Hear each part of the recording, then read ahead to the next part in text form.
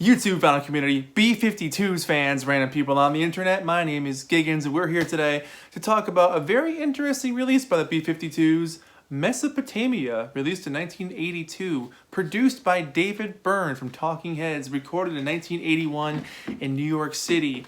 This is a very interesting release from them. It's an EP, and it was supposed to be a full album. It's a very different feel and sound for the B-52's. At this point, they had done the first two albums, and there had been some interviews where Ricky was like, look, we don't want to just be a party band forever. We want to show more sides of ourselves. And they kind of felt like the audience would be a little shocked if they weren't making party music, but they really wanted to show that they were more than that. And they had known Talking Heads for a while. They were friends with them, and things just worked out here and there to have David Byrne produce this new album for them. And David was working on the Catherine Wheel project at this time too, so he was really spread thin, and the B-52's were coming up with new songs, whereas the first two albums, by the time they recorded the first album, they had almost all the second album already written already, so they had all those songs ready to go. So the first two albums were just put them out. Everything after this was a little bit more work, and they had been on the road so much and they were a little burnt out, so they wanted to do something different.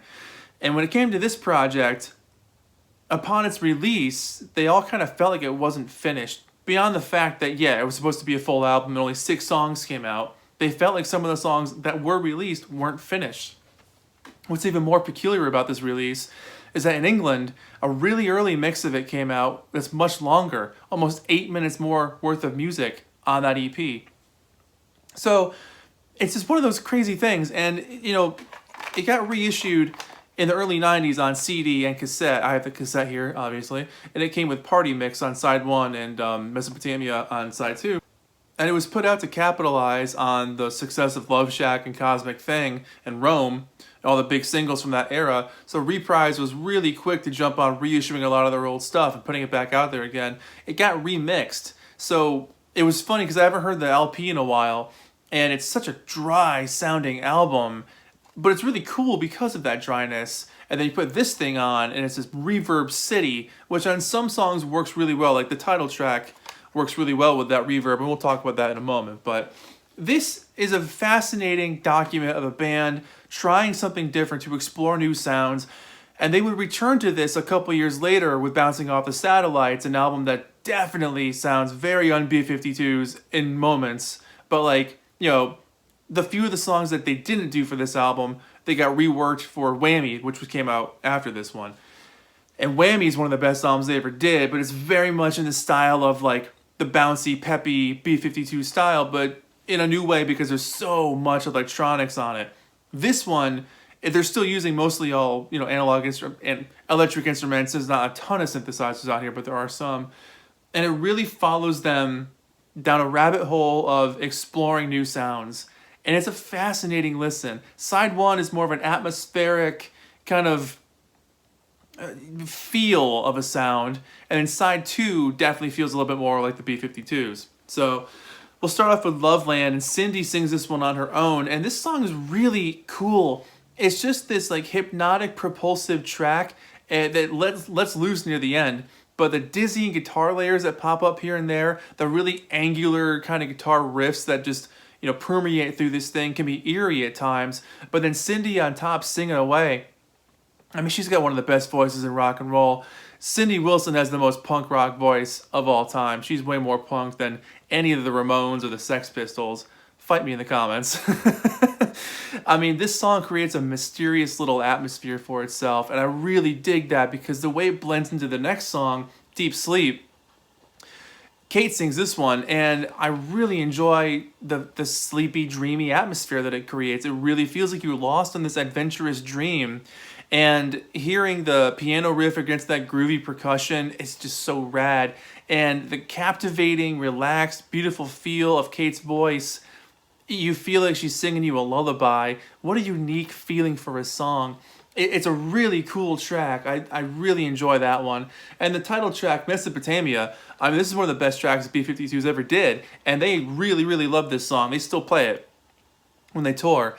It's a true classic. And it's funny because on this version of Mesopotamia is so dry. There's barely any reverb on this thing. And like especially the parts when Fred and Kate are singing together on the 1991 remix, there is tons of reverb, and it gives the song a whole different, almost, I hate to say the word, complete feel, but it feels like it's a more complete song. This feels a little bit like a demo because it's just so dry. You hear every enunciated detail in their voice, which is cool, and it sounds good, but it almost feels a little naked, like it needs something more. And I get it, you know, this was during the time where David Byrne was really messing around with his sort of stripped back style and funky, groovy percussion and angular riffs. I said that before, but it's a very Talking Heads thing. And Ricky Wilson was kind of in that same field of his guitar playing, so they kind of blended perfectly together. But, you know, that vibe is there. And you definitely get the message of the song. It's definitely a really cool song. And the storytelling is there, but again, it almost feels a little naked because it's such a dry production. But one of the best things they ever did. Side 2 starts off with Cake, which is it's a fun song because it's got Kate and Cindy singing together. So it's the first time on the album, well, I mean, they do some stuff on Mesopotamia, but as far as sounding like the B-52's, that version, this is where it kind of picks up. You know, it's got good horns in the background, the sort of Talking Heads guitar scribbling that they were known for on the Remain in Light era. Love hearing Kate and Cindy make all these innuendo-esque references with cakes. I think that's hilarious. This song in particular is much longer on that early release in England. I don't know how long it was on the shelf for before it got pulled, but it was those early David Byrne mixes, as they're called now, of some of the tracks from this album. Then you get Throw That Beat in the Garbage Can, and this is a song for me that, while it's fascinating, it's a little taxing because I feel like you have to work for this song. It doesn't come easy. You have to like kind of understand this song. There's really neurotic riffs. I mean, Ricky is just rocking on this thing.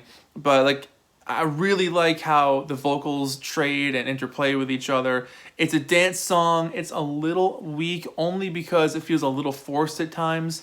It definitely feels like something that could have grown more in the studio had they had more time. And that's the thing. There's so many conflicting reports about whether or not they had a falling out with David Byrne, or they just felt like things weren't gelling the way that they thought they should, or Warner Brothers was like, hey, what's going on? We need an album out. What's happening? And that was the case. They ended up putting out Party Mix to kind of like fill in between. So there was something in the market for fans to pick up. The last song on here, Nip It in the Bud, is one of the best songs on the album. This sounds like something off of Wild Planet, and I adore it. It's such a good song. Those upbeat, punchy drums, fuzzy guitar stabs, and Cindy's just having the time of her life on this thing. She sounds so excited. Just a cool rockin' track, a great energetic way to close out the album. And like I said, it feels like the next logical step after something from Wild Planet.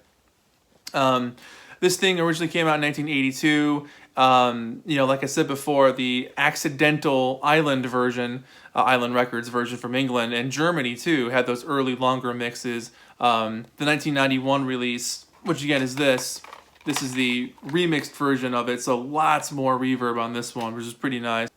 But yeah, the songs that weren't used on this album that showed up later on were Queen of Las Vegas, Butterbean, and Big Bird. I just think this is such a cool release. It's one of those albums that I feel like really divides fans. People either love it or they cannot stand it because it's a very un-B-52 sounding album. Again, kind of like Bouncing Off the Satellites, where there's just, that album has a lot of slower, sad songs on it, which is not what they're known for. But here you go. Produced by David Byrne. It's funny reading reviews about this thing because so many people are so conflicted on it. You know, a lot of people love that it was just an EP and think that it works better as an EP, and some people really wish it was a full album. I'm not really sure where I stand on it because I think if they had more time to develop the songs, it would have worked really well as an album. But I do think they would have had to have had some more upbeat tracks and just to make the flow of the album a little more upbeat. But you can still keep that mysterious sort of feel that side one has. So I mean, if you had a song like Butterbean on here, it doesn't fit. it's such a whammy song. Big Bird wouldn't really fit either. Maybe Queen of Las Vegas, that could probably fit, but maybe even like an early version of Trism would have worked really well on this. But yeah, It's a fun release. I feel like it's something people don't talk about too much, so I had to make a little video about it. But there you go. The B-52's, Mesopotamia. This is going to be like a 7 out of 10 for me. I wish it was longer, and there are moments where you do feel like they were rushed, that they didn't finish this thing the way they wanted to finish it. So, who knows? But, you know, it is what it is, and it's the B-52's. Come on, it's going to be good. So, what do you think of this thing? Let me know in the comments below. My name is Giggens. This has been the B-52's Mesopotamia, and I'll see you guys in the next video. Take care of yourselves. Bye-bye.